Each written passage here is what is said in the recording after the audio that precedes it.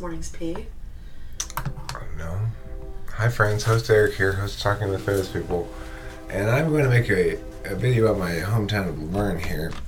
And it's because there's some stuff going on in the news that interests me and I think are worth noting.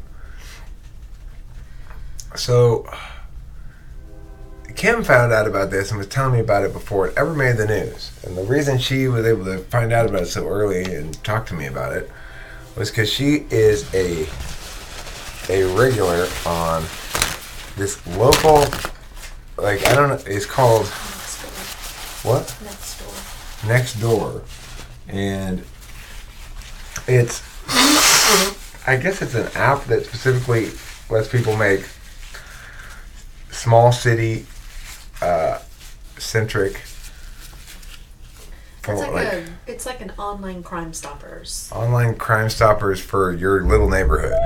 So one of the things that has been a big blowing up on Coons Next Door or whatever it's called is some lady said that this other person's cat was getting into her house and threatening her birds, and that, what did she say? She was gonna take care of that cat herself if nobody else took care of it or something? Yeah. Implying a threat.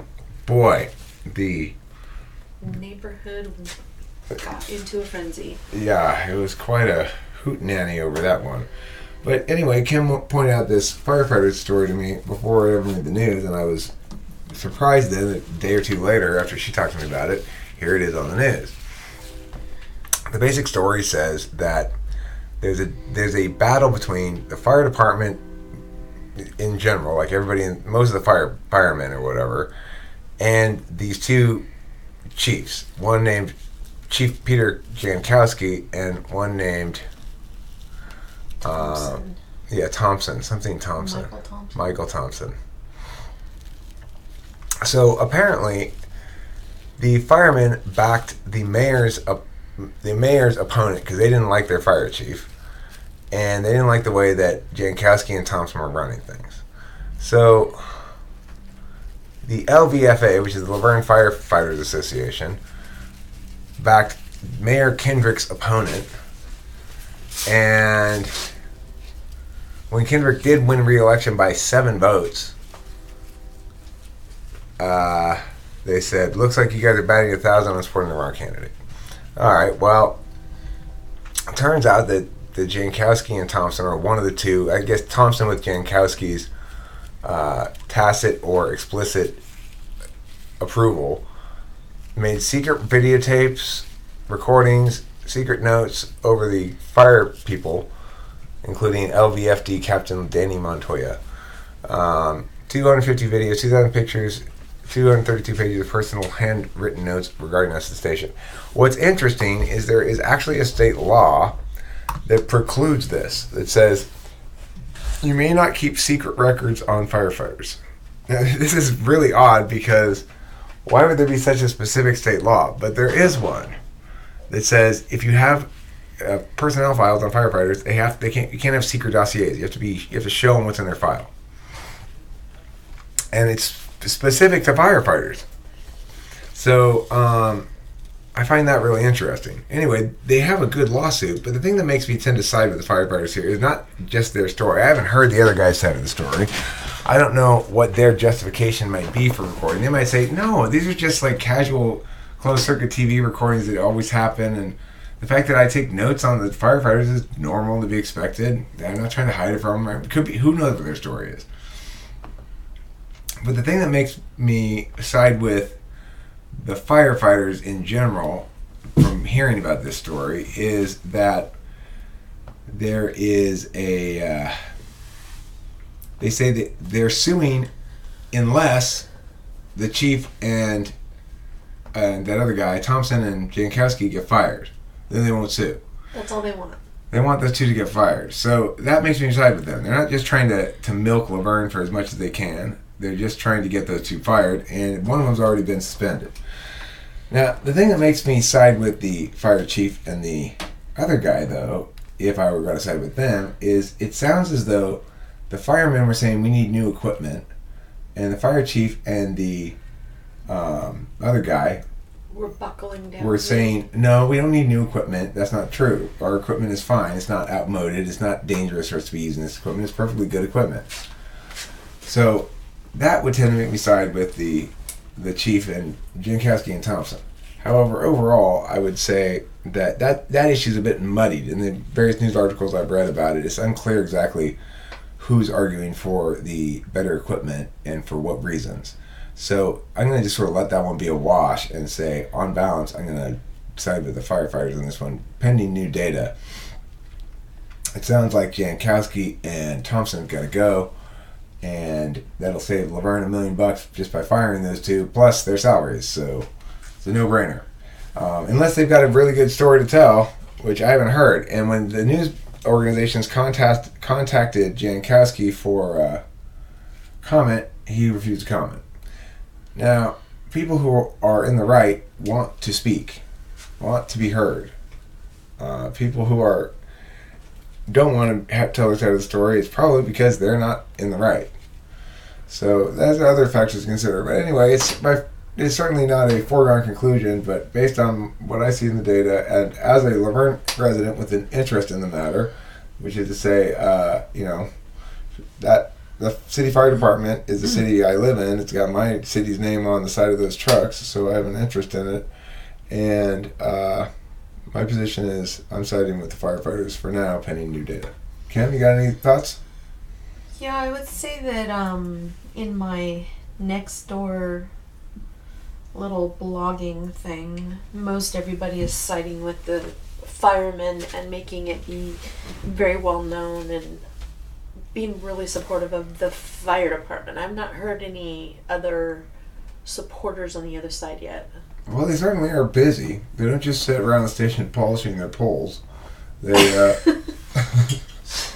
they're out and about for every little thing that happens. Yeah. You know, if a possum gets hit, wee wee.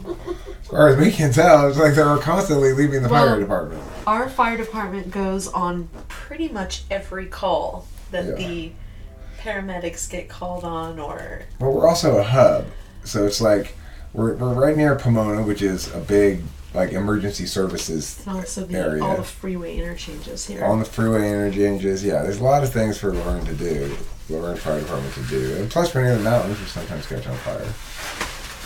Yeah, and we have a lot of elderly here. We have a lot of elderly. We've got a lot of people with strong kind of entitlement or whatever. Well, it's old money here. Yeah. Yeah. That means it's still white people. It's I guess if that's what that means. Well, would you call Arcadia old money? Yeah. It is? Yeah. But it's all Chinese people. Well, the older people generations. You mean the white people who are still there? Yes, old money. Right. Money, yeah. But how about the Chinese people? Are they old money? No, they're new money. Oh, okay. So I think we've gotten to the gist of what those coded phrases mean. So is where did I mean, is it just Chinese that has overtaken, or is it just Chinese all and Asian? Taiwanese? Chinese and Taiwanese. Where are all the nice Japanese people? Well, actually, there's a lot more in San Marino. They have a higher Japanese population than most places. Koreans are often downtown, like Wilshire area and Koreatown, areas like that. But yeah, I'd say if you're looking for Japanese, you'll see some in San Marino. San Marino, the Japanese people integrate much more than Chinese people do. Well, they're so much more friendly. Well, I mean, they just don't try to make America into little Japan. They don't try to change where they are to be for them. They change who they are to be for that place. Right. And so, in other words, Japanese people tend to, acculturate or acclimate or something much more than do the Chinese people. Yes, for sure. The Chinese people, they just do the same thing they do in China or Taiwan, but they just do it over here. Yeah. Very pushy. Well, they can't.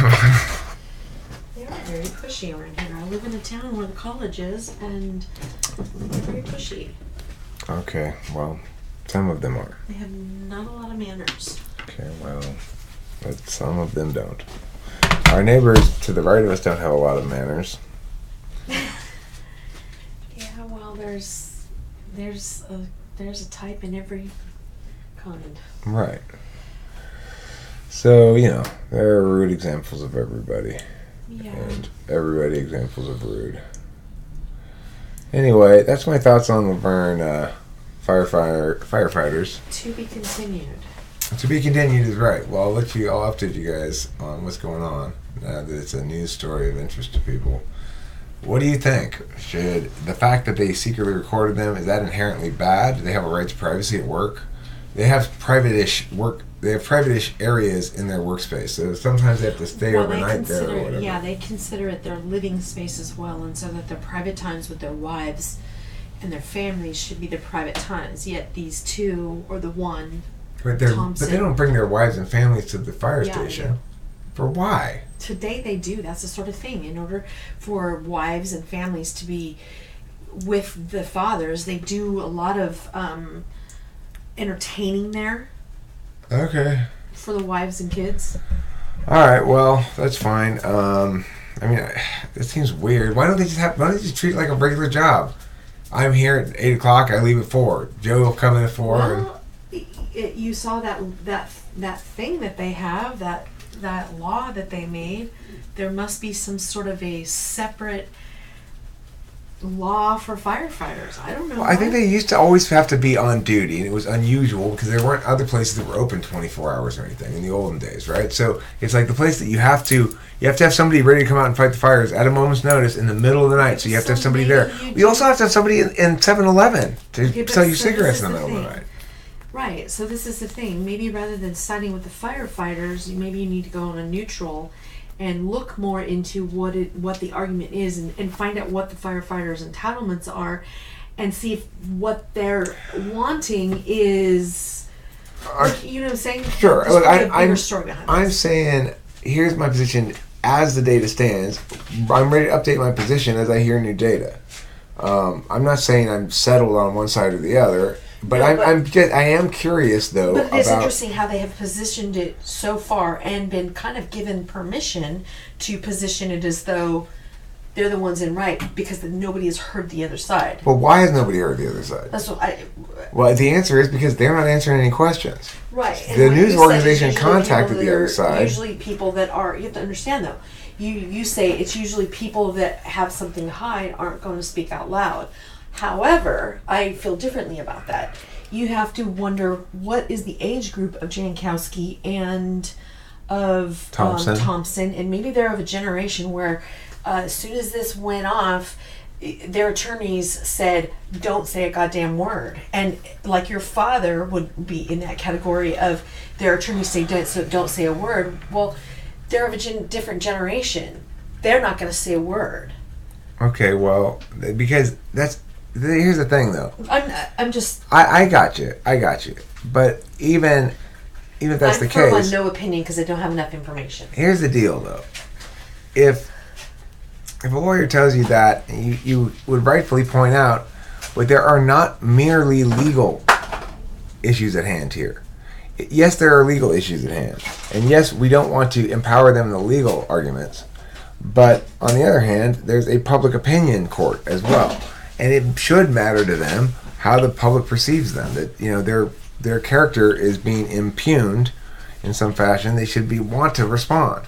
Now, I can understand if they came out and said, "Listen, I really, really want to respond to this. My lawyer strongly advocated against it for reasons I don't fully understand right now, and I disapprove of that." Well, it's been 2 days. Maybe they will. Maybe they will tonight. It's been a lot more than 2 days. This has been going on in the city. We hit the news 2 days ago. They had the last council meeting, which that's when I first came to your attention. Was I showed you the council meeting? I think it was 2 weeks ago. And that's when I think everybody started to hear what was going on. Nobody really knew about this until the last council meeting. So it would be interesting, and actually maybe something really interesting for you to go to the next council meeting, because all of this is. That would be very interesting. I think I will. Okay, friends. So that's update from beautiful Verne, California, and the story of our firefighters and their secret recordings. I wonder if they caught them making love. It's possible. You never know. Firefighters make love to each other all the time, I hear. Okay, To be continued. to be continued. Thanks for watching. Don't forget to be clean, Chief.